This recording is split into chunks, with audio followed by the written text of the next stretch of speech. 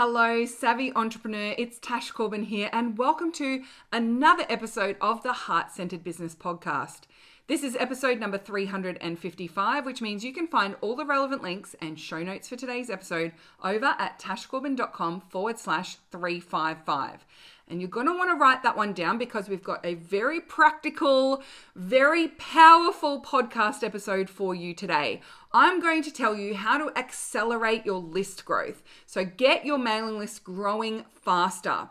We know that your mailing list is one of the most important assets in your business. It has a direct correlation to income. And so you really want to make sure that you're paying attention to this podcast episode and you come and grab all the show notes because there's going to be quite a few links for you there. So it's tashcorbin.com/355. Let's dive into this one. I'm Tash Corbin, and this is the Heart-Centered Business Podcast. So, as I said in the intro, your mailing list is one of the most important assets in your business, and that's for a number of reasons. Number one, it's your asset. So your social media channels could be banned at some point. You could lose access to your audience. The algorithms could be swung away from your favor. So having a mailing list is your opportunity to build your own asset. If you move from Facebook to Instagram, you can't take your audience from Facebook to Instagram with you. But if you move your mailing list from MailChimp to MailerLite to Kartra to Kajabi, you take that with you every single time because it's your business's asset. So that's number one, it's your asset. Number two, your mailing list also has a very direct correlation to your income. I know for myself, the more I grow my mailing list consistently, the better my launches are. Launch after launch after launch. If I'm not focused on list growth and my list has stayed the same or declined from launch to launch, then my launch results are not as good. The more people I have joining my mailing list, the more inquiries I get about working with me. The more people joining my mailing list, the more that they're sharing my content or engaging with my content, and the more that it grows my mailing list. So it creates almost this tipping point. Once you get to that consistent growth at a good high level, then it creates its own growth as well. It's like a compounding interest effect.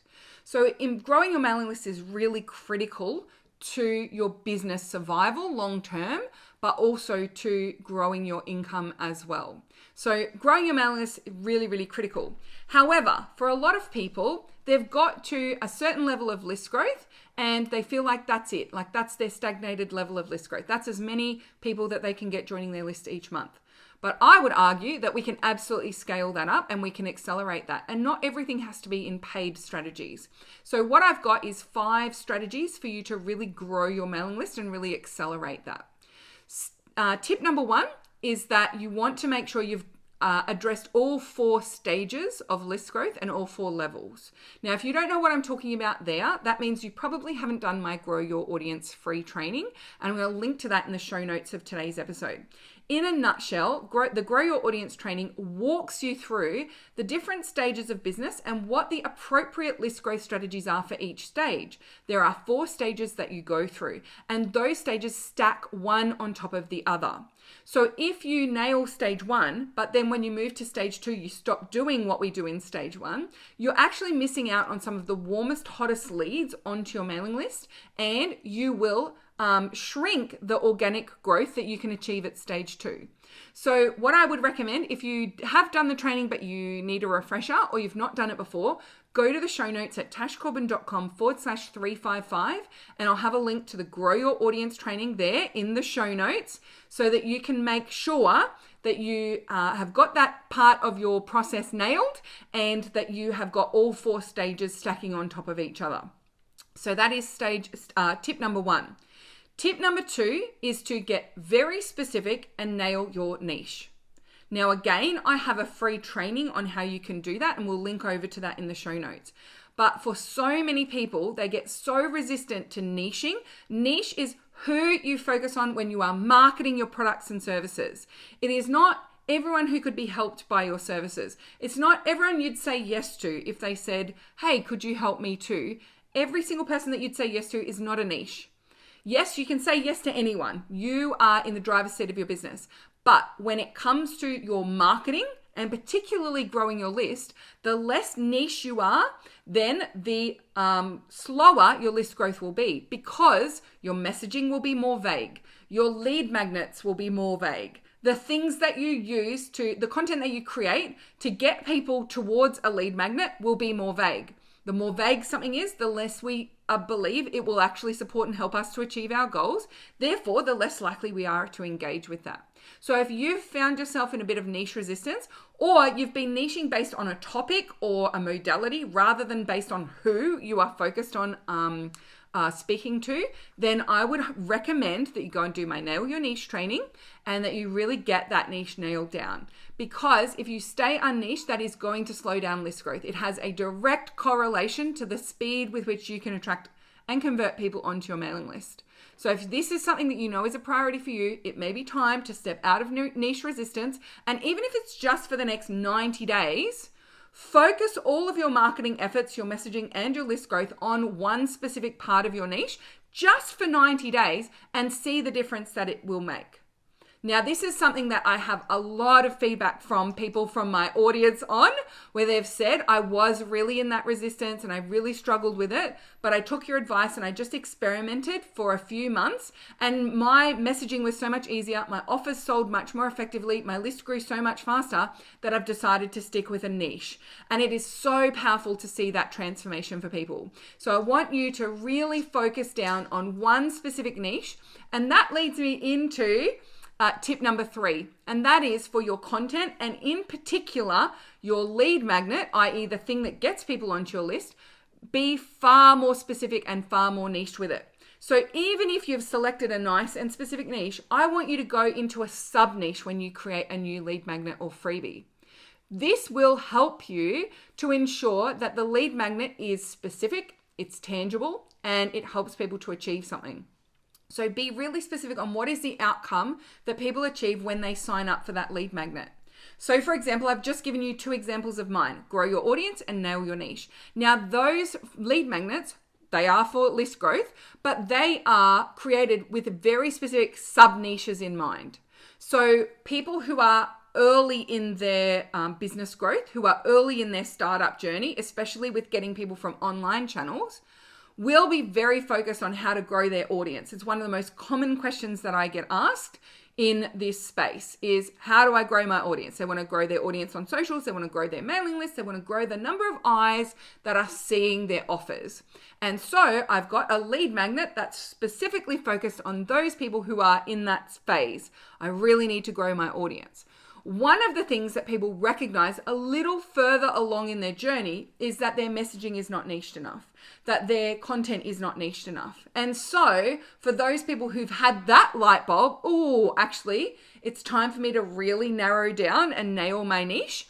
The Nail Your Niche training is really powerful and effective for them. So I actually have different lead magnets that support people at different phases of that journey. They're all within the niche that is ideal for the takeoff program, but I've looked at what are some of the tangible problems people face along the way. What are some of the big tangible goals that people have? Growing their audience, getting really specific on their niche. They're 2 big ones. And so they are lead magnets that I have for the takeoff program. Another one is the $0 Facebook marketing strategy, because a lot of people ask me questions about, well, how do I build an audience and grow my followers online when I don't want to spend money on ads? So I have created an entire practical training on how to market and grow an audience on Facebook without spending any money. So again, you can see it's so tangible. It's got a really practical outcome. And for those of you who are like, yeah, but the outcome of working with me is not that tangible, it's not that practical. It's the reason why you can't articulate the practical or tangible outcome is because you're not niched enough. So the more niched you are, the more you're focused on a certain person and you're clear on what the goal is that they're looking to achieve, the reasons why they say they can't have it. It's all covered in the niche training. The more you get that really specific niche, the more you'll be able to create freebies and resources that speak tangibly and practically to that niche. The more you stay broad and unniched, the harder it is to create that tangibility, to speak to a tangible outcome. So that is tip number 3, is have a really hyper specific niched outcome for every single lead magnet that you create, and create every single lead magnet with the intention of what is the next step for them? What are they going to buy from here? When you do that, those lead magnets are far more attractive to your audience, and they're far more likely to do their job, which is to grow your audience with highly qualified leads. Now, tip number 4 is to make it super valuable for people to be on your mailing list. So have a think about that. What makes it really valuable to be on your mailing list? Is it that they receive no emails from you because you don't send lots and lots of emails? I would argue that's not valuable. And yet, how many people have that as a little badge of honor? As I hardly ever email my mailing list, so I hardly ever annoy them. Well, also, you're hardly ever delivering value to them as well, if that's the case. So rather than seeing getting in contact with your mailing list as being an annoyance, think about it as being adding value. So do you consistently and effectively provide valuable information and content to your audience who are in your mailing list? Is being on your mailing list of value to them, or is it actually just they hear from you occasionally and it's only when you've got something to sell? I would argue that's less valuable for your audience.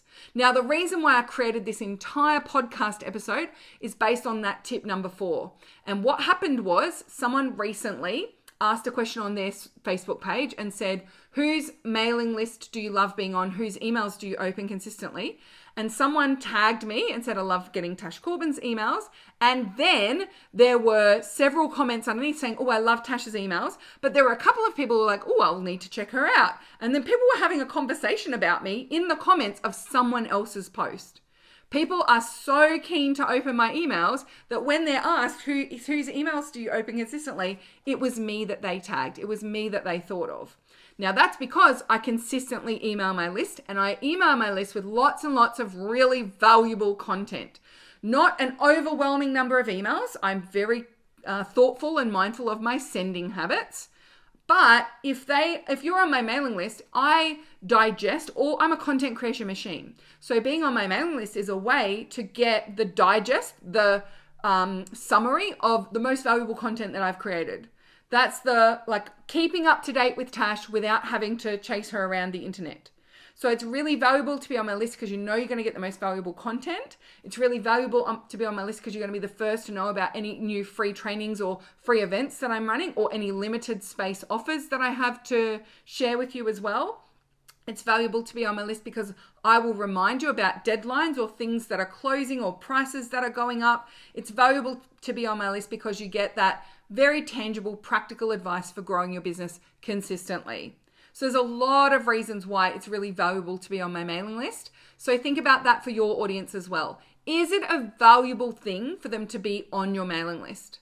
Or is it that they're just going to get an email from you once every 3 months and then they'll forget who you are and then they'll unsubscribe? A lot of the reasons why people don't email their list consistently is because they're afraid of the unsubscribes. They're afraid of being annoying. But actually, if someone joins your list and they hear from you consistently from joining your list, they're far less likely to unsubscribe than if they join your list, don't hear from you for 3 months, and then get an email from you. You're going to have a spike in unsubscribes when you send that once in a blue moon email out, because a bunch of people won't know who you are.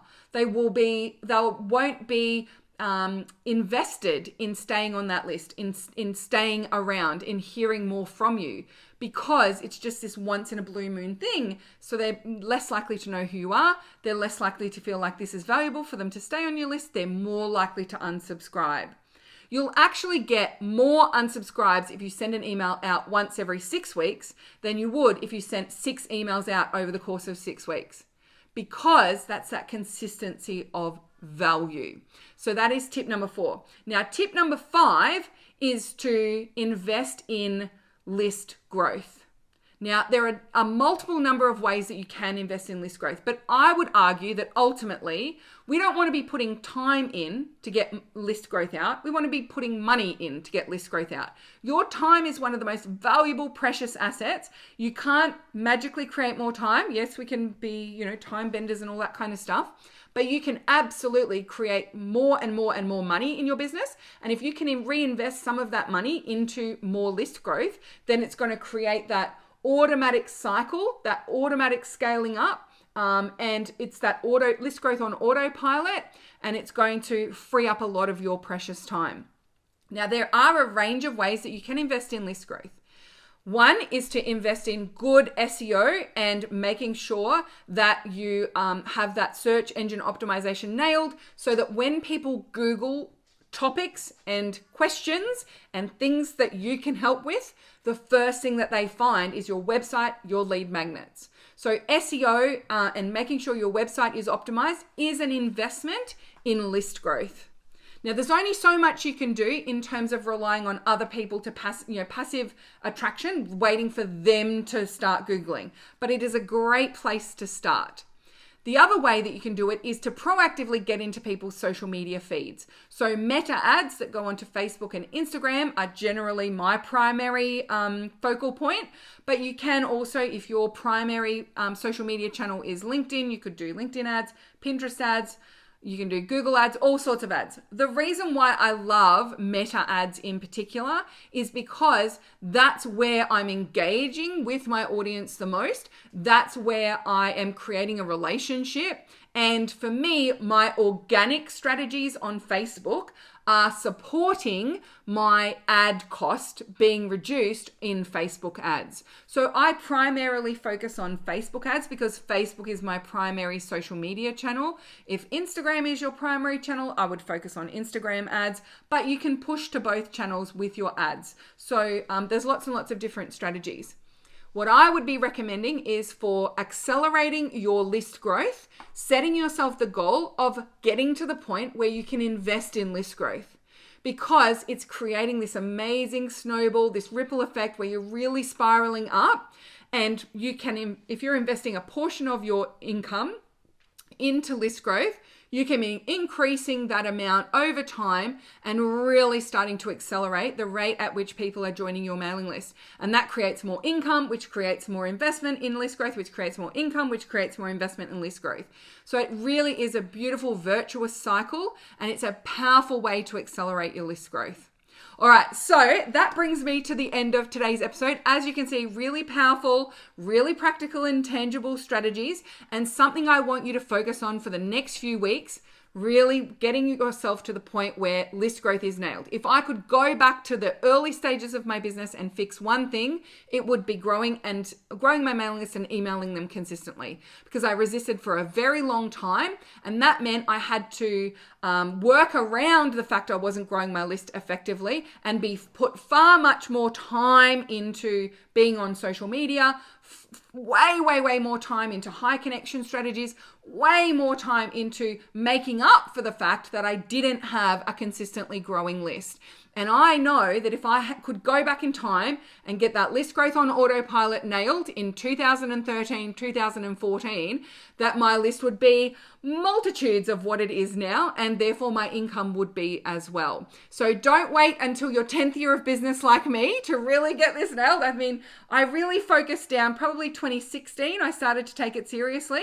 So it was probably my 4th year of business that I really started to take it seriously. But I wish I could go back and do it earlier. So don't learn from my mistakes. I make mistakes so that you don't have to.